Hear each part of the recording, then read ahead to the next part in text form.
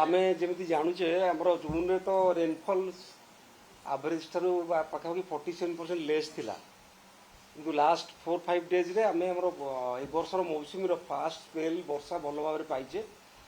बर्तमान सुधा आम राज्य जो देखा आमर जहाँ आगु थिला एवरेज एनुअल 271 मिलीमीटर ता जगार आम 327 मिलीमीटर वर्षा पाइले ताने आम नॉर्मल ठू ऊपर को पलि आसिले। जदि स्टेट रो टोटाल एवरेज देखा तो 4-5-6 3 दिन बहुत भल भल वर्षा पाइचे। यहाँ प्रथम स्पेल जेनराली आमर मनसूनटा 10-12टा स्पेल हुए लघुचाप सृष्टि हुए तार प्रभाव में वर्षा आम पाऊ।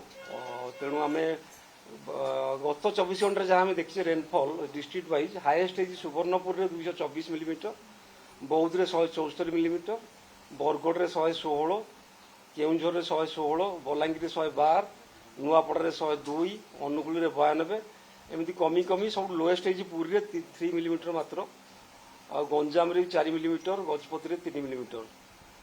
तो जो ऊपर मुंडे आम वर्षा है महानदी में आमर हीराकुद डैम को बढ़ी इनफ्लो आम 603 रे अच्छे आरएल आम जानी तार हाएस्ट लेवल 630 जो आम एफआरएल बोली कहचे।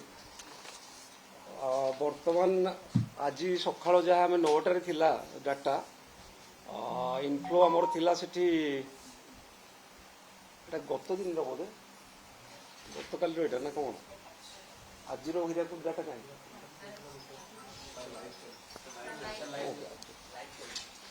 आम आशा करुचे आसंता कमिंग काली सुधा आम इनफ्लो 2 लाख पाइबू जेहेतु एवं 603 आरएल अच्छु आम डिसाइड करूँ 607 आरएल जाए पा निष्कासन करवा ना स्टोर करवा तापर विल टेक ए निष्पत्ति नवा जे आम केते पानी छाड़वा ना बढ़ेगा लेवल। तो आम काली आउ थे रिव्यू करूँ मे बी 8 तारीख पर आम चिंता करवा हीराकुद गेट एवं खोलवा ना अधिक पानी स्टोर करवा से आम गोटे 2 दिन नबू कारण आम रिजर्व खाली अच्छी मात्र 20% फिलअप हो हीराकुद तेणु आमको स्पेस अच्छे बहुत स्टोर करने बर्तमान मात्र 603.8 पाखापाखि 604 आरएल रही रिजर्व लेवल। बर्तमान आम सब गुरुत्वपूर्ण रही बैतरणी नदी जो जेहतु तार उपर मुंडे वर्षा अधिक होती तो आम गोटे छोट काटिया फ्लड आशा करुचु तल लेवल रे। आज आम आंदपुर पाखापाखि 1700 क्यूमेक पानी छड़ा जाटा आखुआपदार पहुँचले डेंजर लेवल पाखापाखि 4टा बेलू क्रॉस कर आशा करुँ। डेंजर लेवल 19.33 18.33 आम पाखापाखि 18 आरएल पहुँचलु। आम आशा करुँ 4टा पर से डेंजर लेवल क्रॉस कर डेंजर लेवल क्रॉस कले से गोटे विराट फ्लड हम ना जहाँ आमर अच्छी कैलकुलेशन से आम भी डिस्ट्रिक्ट एडमिनिस्ट्रेशन सहित आम चीफ नो एमबीबीएस जोगाजोग अच्छा तेणु काली सकाल जाए आमको वाच एंड वार्ड में फुल रहा पड़ो। या पर भी जहाँ प्रेडिक्शन रही वर्षा फास्ट स्पेल वर्षा कमिज आस्ते आस्ते तेणु फ्लड सिचुएसन भी सुधरी दिन 2 दिन भितर। तापर 8 तारीख पर आम 11 तारीख बेलू आउ थे आशा करें लो प्रेसर जाए भी ठीक मैंने कनफर्म कराइनि तापर फर्दर आम आमर जहाँ कार्यकलाप से अनुसार ठीक कर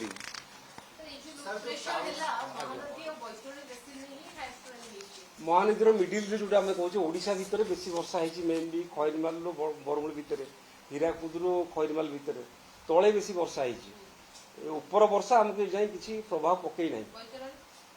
बैतरणी भी मिडिल रिच बेसी वर्षा है आमर आंदपुर एंड से एरिया रे काली गोटे जगह 232 mm वर्षा गोटे जगह आंदपुर पाखर तेणु तार इम्पैक्ट रोचे से प्रस्तुत अच्छु। पानी जेनराली तो आम तार आरएल बहुत समय से बहुत शीघ्र क्रॉस कर जाए जैसे आमर बैतरणी एत महानदी प्रोटेक्टेड एनवायरनमेंट समय करना से बहुत समय आम डेंजर लेवल बहुत शीघ्र पहुँच जाए। आर वर्ष भी 3 थर पहुँची मेनली जाजपुर एरिया बेसी अफेक्टेड हम तल एरिया निश्चय निश्चय नहीं आमर बर्तमान जहाँ आप देखिए समस्त रिजर्वर अवस्था कम रे अच्छी स्टोरेज आम अचिव करनु फुल आम समस्त को देचु निर्देश जे से माने रिजर्व स्टोरेज 70-75% रखिए सो दैट एनी ଆଣ୍ଟିସିପେଟେଡ୍ ବର୍ଷା ଆମେ ଆକୁମୁଲେଟ୍ କରିପାରିବା ରିଜର୍ଭର ଭିତରେ। ତେଣୁ ଏବେ ବନ୍ୟା ପରିସ୍ଥିତି ଏବେ ନାହିଁ, ମେ ବି ଜୁଲାଇ ଲାଷ୍ଟ ବେଳକୁ we have two very critical situation ଆସିପାରେ, ଯେଉଁଥିପାଇଁ ଆମକୁ ବେଶୀ ଜାଗ୍ରତ ରହିବାକୁ ପଡ଼ିବ। ସାର୍ ଯେଉଁ ହେଭି ରେନଫଲ୍ କମ୍ ଟାଇମ୍ ଭିତରେ ହେଉଛି, ବେସିକାଲି ଟାଉନସିପ୍ ଏରିଆରେ ୱାଟର ଲଗିଂ ସିଚୁଏସନ୍ ଆମେ ଦେଖୁଛୁ, ତ ଏବେ ସେମିତି କିଛି ଆଲର୍ଟ ଦିଆଯାଇଛି କି ବିଶେଷ କରି? ନାଇଁ, ଜେନେରାଲି ଆମର ଯେଉଁଟା ଜଳସମ୍ପଦ ବିଭାଗ ଅଛି, ଯେଉଁଟା ଅର୍ବାନ୍ ଫ୍ଲଡିଂ ବୋଲି ଆମେ କହୁଛେ, ବହୁତ ଗୁଡ଼ିଏ ଅର୍ବାନ୍ ଫ୍ଲଡିଂର ଦାୟିତ୍ୱ ଥାଏ, ସେଠି ଯେଉଁ ଲୋକାଲ ବଡିଜ୍ ଥାଏ, ଯେଉଁମାନେ like municipality and NSC and ଆମର municipal corporation, ସେମାନେ ତାର ଦାୟିତ୍ୱ ନିଅନ୍ତି। ଯେଉଁଠି ମେନ୍ ଯେଉଁଟା ନ୍ୟାଚୁରାଲ ନାଳ ବଡ଼ ଯାଇଛି ସେଗୁଡ଼ାକର ଦାୟିତ୍ୱ ଆମ ପାଖରେ ଥାଏ। ସପୋଜ ଭୁବନେଶ୍ୱରରେ ଯେଉଁ ଗଙ୍ଗୁଆ ନାଳ ଯାଇଛି ସେଇଟା ଆମର ଜଳସମ୍ପଦ ବିଭାଗ ଅଧୀନରେ ଅଛି, କିନ୍ତୁ ତାକୁ ଯେଉଁଠି 10ଟା ଯେଉଁ ଡ୍ରେନ୍ ଆସିକି ପଡ଼ିଛି ତା ଦେହରେ ସେକେଣ୍ଡାରୀ ଡ୍ରେନ୍, ତାର ଦାୟିତ୍ୱ BMC ପାଖରେ ରହିଛି, ସେମାନେ ସେଇଟା ଦେଖନ୍ତି। ଆଉ ମେଜର ଯେଉଁଟା ନ୍ୟାଚୁରାଲ ନାଳ ସେଗୁଡ଼ାକୁ ଆମେ ସେ ଏଯାଏଁ ତ ମୋ ଖବର ଆସିନାହିଁ, ଆମର ପହଞ୍ଚି ନାହିଁ। ଆଗାମୀ 24 ଘଣ୍ଟା ଭିତରେ ଆମେ ଆଶା କରୁ ଯାଜପୁରରେ କିଛି ଯଦି ଲୋ ଫ୍ଲଡ୍ ହେଇପାରେ। ଅଦରୱାଇଜ ଯେଉଁ ଲୋକାଲ ଫ୍ଲଡିଂ ହେଉଛି ତାକୁ ତ ଯେତେବେଳେ ହେଭି ବର୍ଷା ହେଉଛି ଗୋଟେ ପର୍ଟିକୁଲାର ଜାଗାରେ, ସେଟାକୁ ଆଭଏଡ୍ କରି ହେବ ନାହିଁ, କିଛିଟା ଟିକେ ଆଫେକ୍ଟେଡ୍ ହେବ। ହଁ, ଆଖୁଆପଦା ତାର ଆଡଜଏନିଂ ଏରିଆ ଯେତିକି ରହିଛି ସେଇ ପୋର୍ସନରେ ଆମେ ଆଶା କରୁଛୁ, କିନ୍ତୁ this will not be A major flood, ବଡ଼ ଫ୍ଲଡ୍ ହେବ ନାହିଁ, ସ୍ମଲରୁ ମିଡ଼ିୟମ୍ ଫ୍ଲଡ୍ ଭିତରେ ହେବ। ଦ୍ୟାଟ୍ ଟୁ ଏଇଟା ଆମେ 24 ଘଣ୍ଟା ଭିତରେ ଇଟ୍ ୱିଲ୍ ସବସାଇଡ୍, କମିଯିବ। ବଜ୍ର ପ୍ରଭାବିତ ହେବ କିଛିଟା, ଯେହେତୁ ଆଡଜଏନିଂ ଏରିଆ ରହୁଛି। ନାଇଁ, ଆକ୍ଚୁଆଲି ଜେନେରାଲି ଆମେ ସବୁବେଳେ ଦେଖିଛେ, ମହାନଦୀ କଥା ଯଦି ଆମେ ଦେଖିବା, ଆମେ ଜୁଲାଇ ଲାଷ୍ଟରେ ପ୍ରାୟ ତାର ପିକ୍ ଫ୍ଲଡ୍ ପାଏ। ଆମେ ତ ଏବେ ଜୁଲାଇ ଆରମ୍ଭରେ ଅଛେ, ଆମ ରିଜର୍ଭର ବି ଖାଲି ଅଛି, ତେଣୁ ଆମେ ଜୁଡିସିୟସଲି କରିବୁ reservoir operation and all that, so that ଆମେ ତାକୁ ଆଭଏଡ୍ କରିବା ବଡ଼ ଫ୍ଲଡ୍କୁ।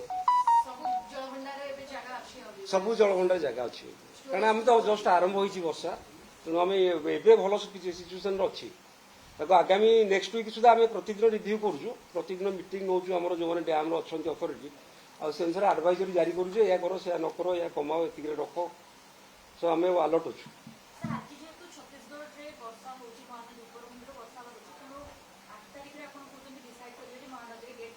ନାଇଁ, ଏବେ ଶୁଣନ୍ତୁ, ଆମର ରିଜର୍ଭର ଲେବୁଲ୍ 630, ଆମେ ଅଛେ ବର୍ତ୍ତମାନ 604ରେ, 24 ଫୁଟ ଆମ ପାଖେ ଅଛି କୁସନ।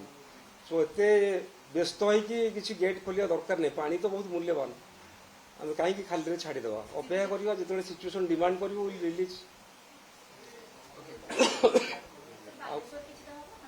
ବାଲେଶ୍ୱର ଏବେ ନାହିଁ। ହଁ, ମାନେ ଆଖୁଆପଦାରେ ଆମେ ନେଉଛୁ ସେ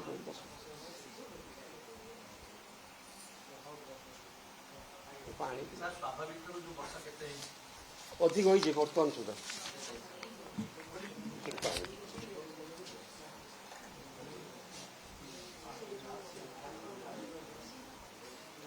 ମୁଁ ଯେମିତି କହିଲି, ଆମ ରାଜ୍ୟର ଜୁଲାଇ ସୁଦ୍ଧା ହବା କଥା 271.6 ମିଲିମିଟର ଆଭରେଜ, ବର୍ତ୍ତମାନ ସୁଦ୍ଧା ହେଇସାରିଲାଣି 327.3 mm ଆକ୍ଚୁଆଲ। ତେଣୁ ଆମେ +20% ଅଛେ, ମାନେ ଏଇ 4-5 ଦିନ ଭିତରେ ଏତେ ବର୍ଷା ହେଲା ଯେ ଯେତିକି ସର୍ଟଫଲ୍ ଥିଲା ଜୁନ୍ରେ ସବୁ ମେକଅପ୍ ହେଇଗଲା ବର୍ତ୍ତମାନ ସୁଦ୍ଧା। କିନ୍ତୁ ଆମେ ଜୁନ୍ରେ, ମୁଁ ଯେମିତି କହିଲି, 47% ଡେଫିସିଟ୍ରେ ଥିଲା। ତେଣୁ ଯେଉଁ ଇରାଟିକ୍ ରେନଫଲ୍ ଏବେ ହେଉଛି ଆମେ ଦେଖୁଛେ, ସେଇଟା ଆମ ପାଇଁ ଗୋଟେ ମ୍ୟାନେଜମେଣ୍ଟ ପାଇଁ ଚ୍ୟାଲେଞ୍ଜ ହେଉଛି। ତାକୁ ଆମେ ଦେଖିକି କରିବା ଆରେଞ୍ଜମେଣ୍ଟ ଷ୍ଟେପ୍ସ ନେବୁ। ବହୁତ ବିଭିନ୍ନ ଜାଗାରେ ମୁଁ ଯେମିତି ଦେଇଥିଲି ଆପଣଙ୍କୁ ଡିଷ୍ଟ୍ରିକ୍ଟ ୱାଇଜ୍ ଡିଟେଲ୍ସ।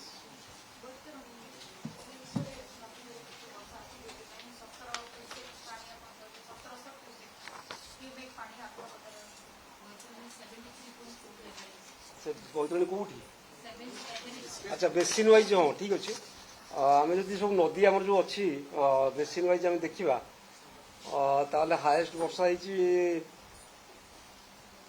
ଖଇରମାଲରୁ ବରମୁଣ୍ଡ ଭିତରେ 122, ବୈତରଣୀ ହେଇଛି 73 ମିଲିମିଟର, ମାନେ ତାର ଏଣ୍ଟାୟାର କ୍ୟାଚମେଣ୍ଟରେ ଆଭରେଜ।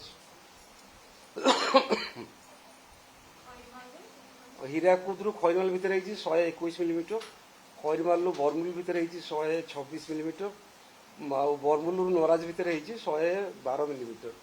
ଆକ୍ଚୁଆଲି ନରାଜରେ ଆମେ ସରି ମୁଣ୍ଡଳିରେ ଆମେ କାଲି ସୁଦ୍ଧା 2 ଲକ୍ଷ କ୍ୟୁସେକ୍ସ ଆଶା କରୁଛୁ। ତାପରେ ବଢ଼ିପାରେ ଆଉ ଟିକେ, ଆମେ ତାକୁ କାଲି ପୁଣି ଆପଣମାନଙ୍କୁ କହିବୁ କେତେ ଫୋରକାଷ୍ଟ ହେବ। କିନ୍ତୁ ଆମର ମହାନଦୀରେ 5 ଲକ୍ଷ ଉପରେ ହେଲେ ୱି ଗେଟ୍ ରେଡି। ତେଣୁ ମହାନଦୀରେ ବି କୌଣସି ବନ୍ୟାର ସମ୍ଭାବନା ନାହିଁ, ସୁବର୍ଣ୍ଣରେଖାରେ ନାହିଁ, ବ୍ରାହ୍ମଣୀରେ ନାହିଁ। ଖାଲି ଯାହା ବୈତରଣୀରେ ଆମେ କିଛି କନସେଣ୍ଟ୍ରେଟ୍ ରେନଫଲ୍ ପାଇକି ଗୋଟେ ଛୋଟିଆ ଫ୍ଲଡ୍କୁ ଫେସ୍ କରୁଛେ ବର୍ତ୍ତମାନ। Thank you.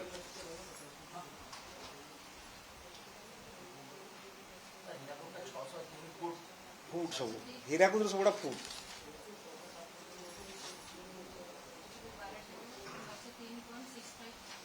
ସସ୍ 3.65 ଲାଟେଷ୍ଟ ଏଇଟା 603.65। ତା ସେଠି ଏବେ ଇନଫ୍ଲୋ ଅଛି 96,000 କ୍ୟୁସେକ୍, ଆମେ ଛାଡୁଛେ 20,000 କ୍ୟୁସେକ୍। ତେଣୁ ଆମେ ପାଣି ରଖୁଛେ ବର୍ତ୍ତମାନ ପାଇଁ। ଆମେ 2-3 ଦିନ ପରେ ଦେଖିକି ଯୋଉ ସିଚୁଏସନ୍ ଖରାପ ହେଲା ପାଣି ଛାଡ଼ିବା, ନହେଲେ 8 ତାରିଖ ନହେଲେ ପାଣି ଆମେ ତ ରଖିବା ନା, ଫୁଲ୍ ପାଣି ୟୁଜ୍ କରିବା ନା। ପରେ ରବି ଇରିଗେସନ୍ ଅଛି, ସବୁ ପାୱାର ପ୍ରୋଡକ୍ସନ୍ ଅଛି, ତାକୁ ଦେଖିବା ପାଇଁ ପଡ଼ିବ। ଏବେଠୁ ସବୁ ପାଣି ଛାଡ଼ିଦେବାଟା ଠିକ୍ ହେବନି। ଠିକ୍ ଅଛି। କାଲି ଆଉ ଥରେ ଆମେ ଆଜି ମୁଁ ନଥିଲି ଆକ୍ଚୁଆଲି, ଏବେ ମୁଁ ପହଞ୍ଚିଲି ଦିଲ୍ଲୀରୁ, ତ କାଲି ଆମେ ଆର୍ଲି କରିବା 11:30 ଛୋଟ